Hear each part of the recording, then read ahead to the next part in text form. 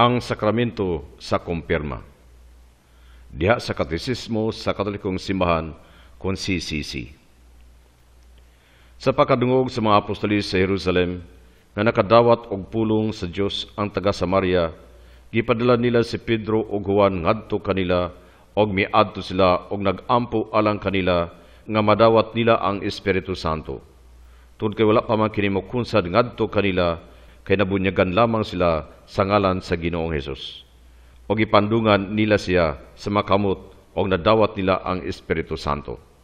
Buhat Kapitulo 8, versikulo 14 hangtod 17. Ang kumpirma naghimpit sa grasya sa bunyag, usa kini ka sakramento nga naghatag sa Espiritu Santo aron pagpagamot nato nga mas lawom diha sa Dios nung pagkaanak.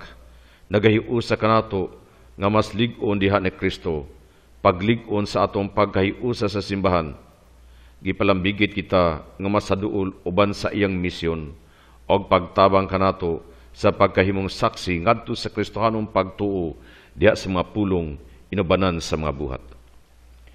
Ang kumpirma sama sa bunyag nagapatik og usa ka espirituhanong marka o dili mapapas nga kiniya diha sa Kristohanong kalag. Tungod nini madawat kining sakramentuha makausa lamang sa kinabuhi. Didto sa silangan nga dapit sa kalibutan, gisaulog kining maong mga sakramento pagkahumandayon sa bunyag o gisundan pag-apil sa Eucharistia. Nagahatag kining maong tradisyon sa dakong bili sa pagkayusa sa tulo ka mga sakramento sa Kristohanong pagsugod. Didto sa Latin nga simbahan, gisaulog kining maong sakramento pag-abot didto sa edad sa kaybalo ug ang iyang kasulugan gihimo sa obispo. Ug mao nga kining sakramentuha nagtimaan sa paglig-on sa simbahanong pagkahiusa. Ang kandidato sa kumpirma nga nakaabot sa edad sa kahibalo kinahanglan magpadayag sa pagtuo, manaa sa kahimtang sa grasya, adunay tinguha sa pagdawat sa sakramento og maandam sa pagdawat sa papel sa pagkatinunan og pagkasaksi ni Kristo sulod sa tawhanong katilingban og sa kalibutanong padagan. Ang pinakalabawang rito sa kumpirma mao ang pagdihog sa agtang sa binunyagan sa Santos nga Krisma. Didto sa silangang dapit apil usab pagdihog ang ubang bahin sa lawas, dalunggan, mata, ilong, ngabil. Uban sa pagpandong sa kamot sa obispo sa mga pulong. Aksipi sinagkolom dune Espiritu Sancti. Silyuhan ka sa gasa sa Espiritu Santo. Dito sa Roman nga rito, o ang silyo sa gasa nga mao ang Espiritu Santo. Dito sa Byzantine nga rito, kung ang kumpirma gisaulog lahi sa bunyag, ginapadayag ang iyang kalimbigitan sa bunyag gikan sa ubang mga pamaagi pinagi sa pagbag-o sa mga panaad sa bunyag. Ang kasulugan sa kumpirma sulod sa Eucharistia nagtabang sa pagpahimug-at sa pagkayusa sa mga sakramento sa Kristohanong pagsugod. Atong isgutan ang sakramento sa kumpirma diha sa compendium sa Catechism of the Catholic Church. Unsay dapit sa kumpirma diha sa Dios ng plano sa kaluwasan. Diha sa daang kasabutan, gisangyaw sa mga propeta nga ang Espiritu sa Ginoo motugdong diha sa gipaabot nga Mesiyas o sa tibok katawhan sa Mesiyas. Ang tibok kinabuhi og misyon ni Jesus gidala diha sa hingpit nga kiusahan bandiha sa Espiritu Santo. Gidawat sa mga apostolis ang Espiritu Santo panahon sa Pentecostes og nagmantala sa dakong buhat sa Dios. Buhat Kapitulo 2, versikulo 11. Gihatag nila ang gasa sa samang Espiritu ngadto sa bag-ong binunyagan pinagi sa pagpandong sa mga kamot. Sulod sa mga siglo, gipadayon sa simbahan ang pagpuyo uban sa Espiritu og pagpaambit kaniya ngadto sa ilang mga anak. Nganong gitawag kining sakramento nga kumpirma o krisma? Gitawag kini nga krisma sa silangang simbahan, pagdihog uban sa balaang lana, tungod kay ang importanteng rito sa sakramento maong dihog sa krisma. Gitawag kini og kumpirmasyon tungod kay gipamatud-an og gilig-on niini ang grasya sa bunyag. Unsa ang importanteng rito sa kumpirma? Ang importanteng rito sa kumpirma mao ang dihog sa balaang krisma, lana nga sagol sa balsam o gipanalanginan sa obispo. nga gihimo pinagi sa pagpandong sa makamot sa ministro nga militok sa mga sakramentohanong pulong nga sa rito. Didto sa kasadpan, gihimo kining pagdihog sa agtang sa binunyagan uban sa mga pulong. Silyuhan ka sa gasa sa Espiritu Santo. Didto sa sidlakan nga mga simbahan sa Byzantine nga rito, gihimo sab kining maong pagdihog diya sa bangbahin sa lawas uban sa mga pulong. Ang silyo sa gasa sa Espiritu Santo. Unsa man ang epekto sa kumpirma? Ang epekto sa kumpirma mao ang espesyal nga pagbubo sa Espiritu Santo sama sa Pentecostes. Nagmarka kining maong pagbubo ngadto sa kalag og usa ka di mapapas nga kinaiya nga naghimo og pagtubo dahil sa grasya sa bunyag. Nagpagamot nga mas lahom sa midawat og kumpirma dahil sa Diyos nung pagkanak.